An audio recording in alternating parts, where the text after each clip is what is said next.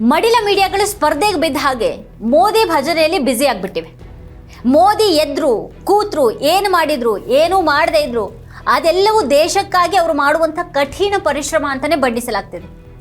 ಮೋದಿಯನ್ನು ನೋಡಿದ್ರೆ, ಮೋದಿಯ ಹೆಸರು ಕೇಳಿದರೆ ಸಾಕು, ಮಡಿಲ ಮೀಡಿಯಾಗಳ ಆ್ಯಂಕರ್ಗಳು ಪುಳಕಗೊಳ್ತಾರೆ, ನಾಚಿಕೊಳ್ತಾರೆ, ಕಾರಣನೇ ಇಲ್ಲದೆ ಅವರ ಗುಣಗಾನ ಪ್ರಾರಂಭಿಸಿ ಬಿಡ್ತಾರೆ.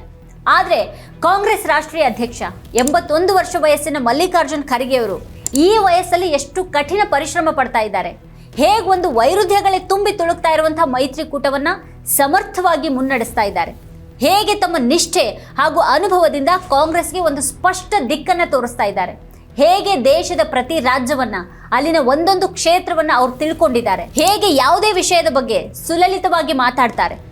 ಇದು ಯಾವುದನ್ನು ಕೂಡ ಈ ಮಡಿಲ ಮೀಡಿಯಾಗಳು ತೋರಿಸೋದೇ ಇಲ್ಲ. ಯಾಕಂದ್ರೆ ಅವರು ಮೋದಿ ಭಟ್ಟಂಗಿತನದಲ್ಲಿ ಫುಲ್ ಬ್ಯುಸಿ ಆಗಿಬಿಟ್ಟಿದ್ದಾರೆ. ಅವ್ರ ಕೆಲಸನೇ ಮೋದಿ ಮೋದಿ ಮೋದಿ ಅಂತ ಹಗಲು ರಾತ್ರಿ ಜಪ ಮಾಡೋದು. ಆದರೆ BJP ಯಾಕೆ ಖರ್ಗೆ ವಿರುದ್ಧ ಏನೂ ಮಾತಾಡೋದಕ್ಕೆ ಹಿಂಜರಿತಾ ಇದೆ? ಇವೆಲ್ಲವುಗಳ ಬಗ್ಗೆ ಖ್ಯಾತ ಪತ್ರಕರ್ತ ರವೀಶ್ ಕುಮಾರ್ ಕಂಡುಕೊಂಡಿದ್ದೇನೆ. ಖರ್ಗೆ ಅವರ ಕುರಿತ ರವೀಶ್ ಕುಮಾರ್ ಅವರ ವಿಶೇಷ ಕಾರ್ಯಕ್ರಮದ ಸಾರಾಂಶವನ್ನ ಇಲ್ಲಿ ನಿಮ್ಮ ಮುಂದಿಡ್ತಾ ಇದ್ದೀವಿ. 81 ವರ್ಷದ ಮಲ್ಲಿಕಾರ್ಜುನ್ ಖರ್ಗೆ ಅವರ ಶಕ್ತಿಯ ಬಗ್ಗೆ ಎಲ್ಲಿಯೂ ಚರ್ಚೆ ಆಗೋದೇ ಇಲ್ಲ. ಆದರೆ ಪ್ರತಿ ಸಂದರ್ಶನದಲ್ಲೂ 74 ವರ್ಷದ ಮೋದಿ ಅವರಿಗೆ ಇಷ್ಟೊಂದು ಶಕ್ತಿ ಎಲ್ಲಿಂದ ಬರುತ್ತೆ ಅಂತ ಕೇಳಲಾಗ್ತಿದೆ. ಆ ಪ್ರಶ್ನೆನೇ ನಗು ತರಿಸುತ್ತೆ. ಆದ್ರೆ ಪತ್ರಕರ್ತರು ಈ ಪ್ರಶ್ನೆಯನ್ನ ಮೋದಿ ಕೇಳೋದು ಮಾತ್ರ ನಿಲ್ತಾ ಇಲ್ಲ. ಮೋದಿಗೆ ಶಕ್ತಿ ಎಲ್ಲಿಂದ ಬರುತ್ತೆ ಅಂತ ತಿಳಿಯೋದೇ ಈ ಮಡಿಲ ಮೀಡಿಯಾಗಳ ಪತ್ರಕರ್ತರಿಗೆ ದೊಡ್ಡ ಕೆಲಸ ಆದಾಗಿದೆ. ಈ ದೇಶದಲ್ಲಿ ಲಕ್ಷಾಂತರ ಜನ ದುಡಿತಾರೆ, ಅವ್ರಿಗೆ ದಿನನಿತ್ಯ ಕೂಡ ಕೆಲಸ ಇರುತ್ತೆ. ಬಿಸಿಲು ಮಳೆ ಅಂತ ಅನ್ನದೇ ದುಡಿಯೋರಿದ್ದಾರೆ. ಭಾನುವಾರ ಕೂಡ ಬಿಡುವಿರದೆ ದುಡಿದು ಕುಟುಂಬವನ್ನ ಸಾಕಬೇಕಾದಂಥ ಅನಿವಾರ್ಯತೆ ಇದ್ದವರು ಕೋಟ್ಯಾಂತರ ಜನ ಇದ್ದಾರೆ. ಆದರೆ ಈ ನಿರ್ಲಜ್ಜ ಮಡಿಲ ಮೀಡಿಯಾಗಳ ಪತ್ರಕರ್ತರಿಗೆ ಇದು ಯಾವುದೂ ಕೂಡ ಕಾಣಿಸೋದಿಲ್ಲ.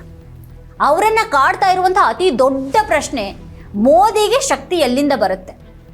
ಪತ್ರಕರ್ತರು ಮೋದಿ ಕೇಳುವಂಥ ಈ ಪ್ರಶ್ನೆ ನೋಡಿದ್ರೆ ಮೋದಿಯ ಹೊರತಾಗಿ ದೇಶದಲ್ಲಿ ಯಾರೂ ಕೆಲಸನೇ ಮಾಡ್ತಾ ಇಲ್ವೇನು ಅಂತ ಅನ್ಸುತ್ತೆ. ಭಾರತದ ಪ್ರಧಾನಿಯ ವಿಚಾರದಲ್ಲಿ ಮಾತ್ರನೇ ವಿಶೇಷವಾಗಿ ಎತ್ತಲಾಗುವಂಥ ಪ್ರಶ್ನೆ ಇದು. ಆದರೆ ದೇಶಾದ್ಯಂತ ಪ್ರಚಾರದಲ್ಲಿ ತೊಡಗಿರುವಂಥ ಖರ್ಗೆ ಅವರ ಬಗ್ಗೆ ಇದೇ ಪ್ರಶ್ನೆಯನ್ನು ಯಾರೂ ಕೇಳೋದಿಲ್ಲ. ಖರ್ಗೆ ಅವರಿಗೆ ಮೋದಿಗಿಂತ ಜಾಸ್ತಿ ವಯಸ್ಸಾಗಿದೆ. ಅವರು ದೇಶಾದ್ಯಂತ ಸುತ್ತುತ್ತಾ ಇದ್ದಾರೆ. ಕಾಂಗ್ರೆಸ್ ಪಕ್ಷವನ್ನು ಕಟ್ಟುವಂಥ ಜವಾಬ್ದಾರಿಯನ್ನು ಹೊತ್ತಿದ್ದಾರೆ. ಚುನಾವಣಾ ಪ್ರಚಾರದಲ್ಲಿ ನಿರಂತರವಾಗಿ ತೊಡ್ಕೊಂಡಿದ್ದಾರೆ. ಆದರೆ ಯಾವ ಪತ್ರಕರ್ತರು ಅವರನ್ನ ನಿಮಗಿಷ್ಟು ಶಕ್ತಿ ಎಲ್ಲಿಂದ ಬರುತ್ತೆ ಅಂತ ಕೇಳಿದ್ದಿಲ್ಲ. ರಾಹುಲ್ ಗಾಂಧಿ ಅವರು ಕೂಡ ಸಾವಿರಾರು ಕಿಲೋಮೀಟರ್ ಯಾತ್ರೆ ಮಾಡಿದ್ರು. ಅದರಲ್ಲಿ ಬಹುಪಾಲು ನಡೆದೇ ಕ್ರಮಿಸಿದ್ರು. ಕನ್ಯಾಕುಮಾರಿಯಿಂದ ಕಾಶ್ಮೀರದವರೆಗೆ, ಮಣಿಪುರದಿಂದ ಉತ್ತರ ಪ್ರದೇಶದವರೆಗೆ ದೇಶದ ಉದ್ದಗಲಕ್ಕೂ ಸಂಚರಿಸಿದ್ರು. ಜನಸಾಮಾನ್ಯರ ಜೊತೆ ಬೆರೆತು ಮಾತಾಡಿದ್ರು. ಆದರೂ ಯಾವ ಪತ್ರಕರ್ತನು ನಿಮಗೆ ಶಕ್ತಿ ಎಲ್ಲಿಂದ ಬರುತ್ತೆ ಅಂತ ರಾಹುಲ್ ಗಾಂಧಿ ಅವರನ್ನು ಕೂಡ ಕೇಳಲೇ ಇಲ್ಲ. ಆದರೆ ಮೋದಿ ಶಕ್ತಿಯ ಬಗ್ಗೆ ಮಾತ್ರ ಈ ಮಡಿಲ ಮೀಡಿಯಾಗಳ ಪತ್ರಕರ್ತರು ಪ್ರಶ್ನೆ ಕೇಳ್ತಾನೆ ಇದ್ದಾರೆ. ಬರೀ ಸುಳ್ಳುಗಳನ್ನೇ ಯಾಕೆ ಹೇಳ್ತಾ ಇದ್ದೀರಿ ಅಂತ ಯಾರೂ ಕೂಡ ಮೋದಿಯನ್ನು ಪ್ರಶ್ನೆ ಮಾಡ್ತಾ ಇಲ್ಲ.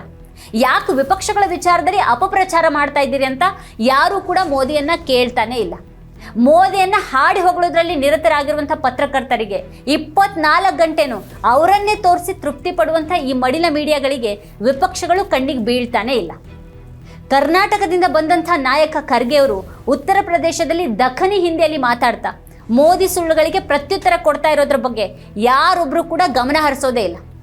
ಉತ್ತರ ಪ್ರದೇಶದ ಮಹಾರಾಜಗಂಜ್ನಲ್ಲಿ ಮಾತನಾಡುವಾಗ ಖರ್ಗೆ ಅವರು ಅದೆಷ್ಟು ತಯಾರಿ ಮಾಡ್ಕೊಂಡು ಹೋಗಿದ್ರು ಅನ್ನೋದನ್ನ ಗಮನಿಸಿದ್ರೆ, ಖರ್ಗೆ ಸೀನಿಯರ್ ರಾಜಕಾರಣಿ ಅನ್ನೋದಕ್ಕಿಂತ ಹೆಚ್ಚಾಗಿ ಸೀರಿಯಸ್ ರಾಜಕಾರಣಿ ಅನ್ನೋದು ಎದ್ದು ಕಾಣಿಸುತ್ತೆ. ಬರೆದ ಭಾಷಣವೇ ಕೈಯಲ್ಲಿ ಇದ್ರೂ ಕೂಡ ಖರ್ಗೆ ಅವರು ಅದನ್ನ ಬರೀ ಓದಿ ಒಪ್ಪಿಸುವಂಥ ಕೆಲಸ ಮಾಡಲಿಲ್ಲ.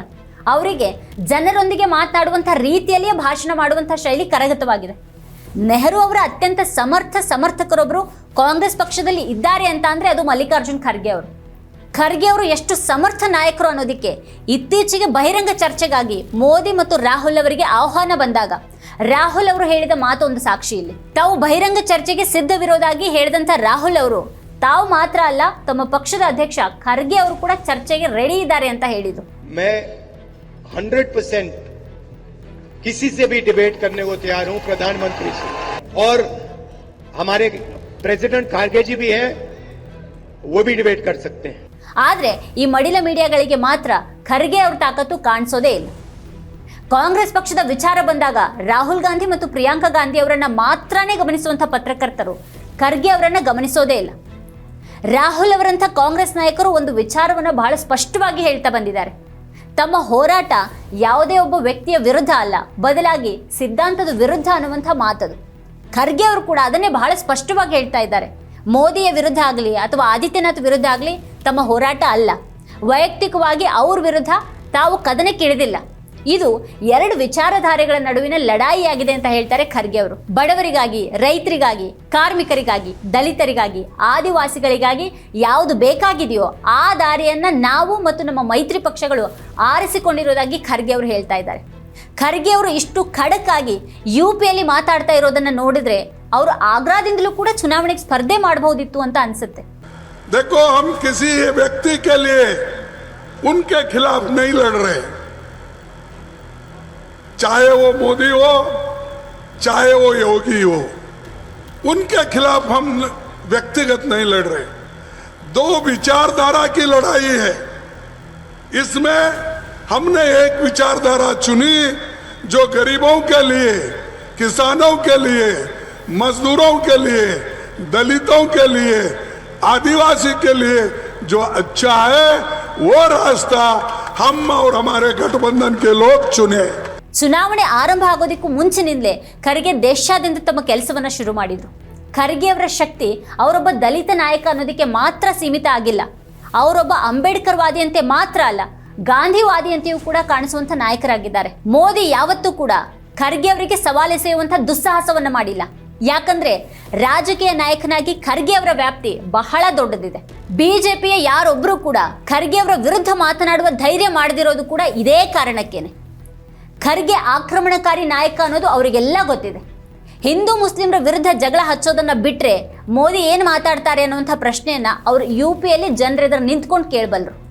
ಕಾಂಗ್ರೆಸ್ ನಿಮ್ಮ ಮೀಸಲಾತಿಯನ್ನು ಕಸಿದು ಮುಸ್ಲಿಮರಿಗೆ ನೀಡಲಿದೆ ಅನ್ನುವಂತಹ ಮೋದಿ ಸುಳ್ಳುಗಳಿಗೆ ಖರ್ಗೆ ಅವರು ಸಮರ್ಥವಾಗಿ ಉತ್ತರಿಸಬಲ್ಲರು. ದಲಿತರಿಗೆ ಮೀಸಲಾತಿ ಕೊಟ್ಟಿದ್ದು ಅಂಬೇಡ್ಕರ್ ಹೊರತು ನೀವಲ್ಲ, ನೀವು ಬಿಜೆಪಿಯವರು ಕೊಡುವವರಲ್ಲ, ತೆಗೆದುಕೊಳ್ಳುವವರು, ಹಾಳು ಮಾಡುವವರು ಅಂತ ಖರ್ಗೆ ಅವರು ಕಟುವಾಗಿ ವಿಮರ್ಶಿಸಬಲ್ಲರು. ಒಂದು ರ್ಯಾಲಿಯಲ್ಲಿ ಮಾತನಾಡಬೇಕು ಅನ್ನುವಾಗ ಖರ್ಗೆ ಅವರು ಅದೆಷ್ಟು ತಯಾರಿ ಮಾಡ್ಕೊಂಡು ಹೋಗಿದ್ದಾರೆ ಅನ್ನೋದು ಗಮನಿಸಬೇಕಾದಂಥ ಸಂಗತಿ.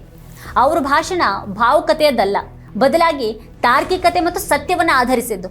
ಅವರು ತಮಗೆ ಮತ ಹಾಕಿ ಅಂತ ಕೇಳದೆ ಮತದಾರರ ನಡುವೆಯೂ ಪ್ರಜಾಸತ್ತೆಯ ಮೌಲ್ಯಗಳನ್ನು ಬಿತ್ತುವಂಥ ನಾಯಕ. ಯೋಚಿಸಿ ಮತ ಹಾಕಬೇಕೆ ಹೊರತು ಭಾವುಕರಾಗಿ ಮತ ಹಾಕೋದಲ್ಲ ಅಂತ ಹೇಳೋ ಮೂಲಕ ಖರ್ಗೆ ಅವರು ತೋರಿಸುವಂಥ ಪ್ರಜಾಸತ್ತೆಯ ದಾರಿ ಮಹತ್ವದ್ದು. ಆದರೆ ಮೋದಿ ಜನರನ್ನ ಭಾವುಕತೆಯಲ್ಲಿ ಮುಳುಗಿಸಿ ಮರುಳುಗೊಳಿಸೋದನ್ನೇ ಮಾಡ್ಕೊಂಡು ಬಂದವರು. ಯಾಕಂದ್ರೆ ಅವ್ರ ಬಳಿ ಹೇಳ್ಕೊಳ್ಳೋದಕ್ಕೆ ಯಾವ ಸಾಧನೆಯೂ ಇಲ್ಲ, ಎದುರಿಸೋದಕ್ಕೆ ಸತ್ಯದ ಬಲ ಕೂಡ ಇಲ್ಲ. ದಲಿತ ಸಮುದಾಯದಿಂದ ಬಂದಂತಹ ಖರ್ಗೆ ಇಷ್ಟು ದೊಡ್ಡ ಪದವಿವರೆಗೆ ಮುಟ್ಟುವಂಥ ಹಾದಿಯಲ್ಲಿನ ಅವರ ಸಂಘರ್ಷಗಳೇನು ಸಣ್ಣದಿಲ್ಲ. ಆದರೆ ಅವರು ಮೋದಿಯ ಹಾಗೆ ಮೈಕೆದ್ರು ಬಂದು ಯಾವತ್ತೂ ಕೂಡ ಹತ್ತಿದ್ದಿಲ್ಲ. ಯಾಕಂದ್ರೆ ಮೋದಿಯ ಹಾಗೆ ನಾಟಕ ಮಾಡಿನೇ ಗೆಲ್ಲಬೇಕಾದಂಥ ಅನಿವಾರ್ಯತೆ ಖರ್ಗೆ ಅವರಿಗಿಲ್ಲ. ಖರ್ಗೆ ಅವ್ರದ್ದು ಸಂಘರ್ಷದ ಹಾದಿ ಮತ್ತು ಹಾಗಾಗಿನೇ ಅವ್ರದ್ದು ಸತ್ಯದ ನೆಲೆ. ಸುಳ್ಳು ಹೇಳುವಂಥ ಅನಿವಾರ್ಯತೆಯೂ ಕೂಡ ಖರ್ಗೆ ಅವರಿಗಿಲ್ಲ. ಅವರು ಸುಳ್ಳು ಹೇಳಿದ್ದು ಇಲ್ಲವೇ ಇಲ್ಲ. ನೇರ, ನಿಷ್ಠುರ, ನಿಖರ ವಿಷಯಗಳನ್ನು ಎತ್ತುತ್ತಾರೆ. ಆ ವಿಷಯಗಳ ಮೂಲಕ ಮೋದಿಯನ್ನ ಅವ್ರ ಸರ್ಕಾರವನ್ನ ಪ್ರಶ್ನೆ ಮಾಡ್ತಾರೆ. ಖರ್ಗೆ ಅವರ ಬದುಕು ಮತ್ತು ರಾಜಕೀಯ ಸಂಘರ್ಷದ ಬಗ್ಗೆ ಯಾರಿಗೂ ಅಷ್ಟಾಗಿ ತಿಳಿದಿರೋದಕ್ಕೆ ಸಾಧ್ಯನೇ ಇಲ್ಲ. ಯಾಕಂದ್ರೆ ಖರ್ಗೆ ಅವ್ರ ಬಗ್ಗೆ ಈ ಮೀಡಿಯಾಗಳು ಹೆಚ್ಚೇನು ಹೇಳುವಂಥ ಶ್ರಮ ವಹಿಸೇನೂ ಇಲ್ಲ. UPಯಲ್ಲಿ ಜನರ ಅನುಕೂಲಕ್ಕಾಗಿ ಯಾವ ಕೆಲಸವನ್ನ ಮಾಡಿದ್ದೀರಿ ಹೇಳಿ ಅಂತ ಮೋದಿಗೆ ಸವಾಲೆಸೆಯುವಂಥ ಗಟ್ಟಿತನವನ್ನ ಖರ್ಗೆ ಅವರು ತೋರಿಸುವಾಗ ಅವರ ಸತ್ಯದ ತಾಕತ್ತು ಮತ್ತು ಮೋದಿಯ ಸುಳ್ಳುಗಳ ಪೊಳ್ಳುತನ ಸ್ಪಷ್ಟವಾಗುತ್ತೆ. ರಾಮ ಮಂದಿರ ಉದ್ಘಾಟನೆ ಆಮಂತ್ರಣವನ್ನ ತಿರಸ್ಕರಿಸಿದ್ರು ಅಂತ ಬಿಜೆಪಿಯವರು ಆರೋಪ ಮಾಡ್ತಾರೆ. ಏನಿದ್ರ ಅರ್ಥ? ನಾವು ಎಲ್ಲ ಜನರನ್ನ ಗೌರವಿಸುವವರು, ಎಲ್ಲರ ನಂಬಿಕೆಯನ್ನ ಗೌರವಿಸುವವರು ಅಂತ ಖರ್ಗೆ ಅವರು UPಯಲ್ಲಿ ಉತ್ತರ ಕೊಟ್ಟಿದ್ದನ್ನ ಗಮನಿಸಬೇಕು. ತಮಗೆ 3 ಗುರುಗಳು ಅಂತ ಅಂಬೇಡ್ಕರ್ ಅವರು ಹೇಳ್ತಾ ಇದ್ರು. ಮೊದಲನೆಯವರು ಗೌತಮ ಬುದ್ಧ, ಎರಡನೆಯವರು ಸಂತ ಕಬೀರ ಮತ್ತು ಮೂರನೆಯವರು ಮಹಾತ್ಮ ಫುಲೆ. ಈ 3 ಮಾರ್ಗದರ್ಶನದಲ್ಲಿ ನಡೆಯೋದಾಗಿ ಅವ್ರು ಹೇಳ್ತಾ ಇದ್ರು ಅನ್ನೋದನ್ನ ನೆನಪಿಸುವಂತಹ ಖರ್ಗೆ ಅವರು ಯಾರ್ಯಾರ್ದೋ ಮರ್ಜಿಗೆ ಮಣಿಬೇಕಾದಂಥ ಅಗತ್ಯ ಇಲ್ಲ ಅನ್ನೋದನ್ನ ಸೂಚಿಸ್ತಾರೆ. ಖರ್ಗೆ ಅವರು ಖಂಡಿತವಾಗಿಯೂ ವಿಭಿನ್ನ ರೀತಿಯ ಮುತ್ಸದ್ದಿ ನಾಯಕ. ಅವರು ಯಾರನ್ನೂ ಹಿಂಬಾಲಿಸುವಂಥ ನಾಯಕ ಅಲ್ಲ. ಖರ್ಗೆ ಅವರು ಸುದ್ದಿಗೋಷ್ಠಿಯಲ್ಲಿ ಮುಕ್ತವಾಗಿ ಮಾತನಾಡೋದಕ್ಕೆ ಹಿಂಜರಿಯುವಂಥ ಪಕ್ಷಾಧ್ಯಕ್ಷ ಅಲ್ಲ. ಆದರೆ ಚುನಾವಣೆ ಶುರುವಾದ ಮೇಲೆ ಬಿಜೆಪಿ ಅಧ್ಯಕ್ಷ ನಡ್ಡಾ ಅದೆಷ್ಟು ಸುದ್ದಿಗೋಷ್ಠಿಯನ್ನ ಮಾಡಿದ್ದಾರೆ. ಬಿಜೆಪಿ 5 kg ಉಚಿತ ಪಡಿತರದ ಮಾತಾಡಿದರೆ ಕಾಂಗ್ರೆಸ್ 10 kg ಉಚಿತ ಅಕ್ಕಿ ನೀಡುವಂಥ ಭರವಸೆಯನ್ನ ಕೊಟ್ಟಿದೆ. 5 ಲಕ್ಷ ವಿಮೆ ಬಿಜೆಪಿಯ ಭರವಸೆ ಆದ್ರೆ 50 ಲಕ್ಷ ವಿಮೆ ಕಾಂಗ್ರೆಸ್ ಭರವಸೆಯಾಗಿದೆ. ರಾಹುಲ್ ಗಾಂಧಿಯನ್ನ ಶಹಜಾದ್ ಎನ್ನುವ, ಪ್ರಿನ್ಸ್ ಎನ್ನುವ ಮೋದಿಗೆ ಪ್ರಿಯಾಂಕಾ ಗಾಂಧಿ ಉತ್ತರ ಕೊಟ್ಟಿದ್ದಾರೆ. ಆದರೆ ಖರ್ಗೆ ಅವರ ಉತ್ತರದಲ್ಲಿ ಇನ್ನೂ ಹೆಚ್ಚಿನ ವಿಷಯ ಇದೆ.